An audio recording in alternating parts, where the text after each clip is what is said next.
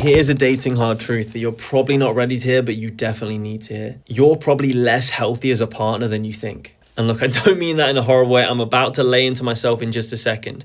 I am not saying you're toxic. I'm not saying you're evil. I'm not saying you're the big bad villain in every single relationship you've ever had. But I do think most of us walk around with this slightly flattering view of ourselves. I know I definitely did. Like, I remember when I was in uni, I genuinely thought I was such a good person. Like, in my head, I have such good morals. And in my mind, I was thinking, yeah, I'm a pretty good boyfriend. And then I remember there was a moment in uni where I went on a weekend. I had a partner at the time, and I went on this weekend. And I just didn't really message her properly for a few days. And in my head, I was doing nothing wrong. I was just living life. I wasn't really thinking about it. Then I got back. And I remember she said to me, do you realize how you're treating me is not nice at all? And honestly, I was a bit taken back because it literally took someone else reflecting back what I was doing for me to go, oh, maybe I'm actually a bit more problematic than I realized. And I think that's the thing, right?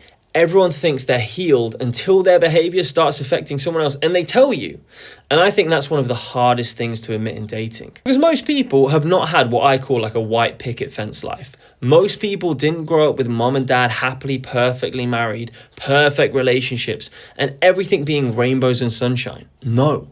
Most people have had some drama, some family issues, some crappy relationships, and whether we like it or not, we carry some of those teachings into our dating life, whether that's consciously or subconsciously. Because let's face it, your first lessons about love are usually taught to you by your upbringing and your relationships. Your nervous system learned a relationship template based on those things. And now it's going to keep trying to recreate it, not because it's good for you, but because it's familiar. And this is where I think people get dating completely wrong. We think being a healthy partner means having good intentions. But good intentions are not the same as healthy patterns.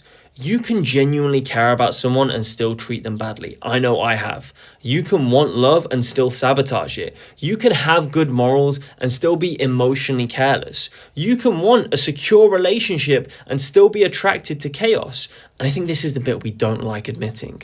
A lot of us are not just dating the person in front of us. We're dating through our history, through our childhood, through our old relationships, through our own insecurities, through the parts of us that still want to prove something. And then we call it chemistry, or this just feels right, when in reality, it's just our unfinished business repeating itself.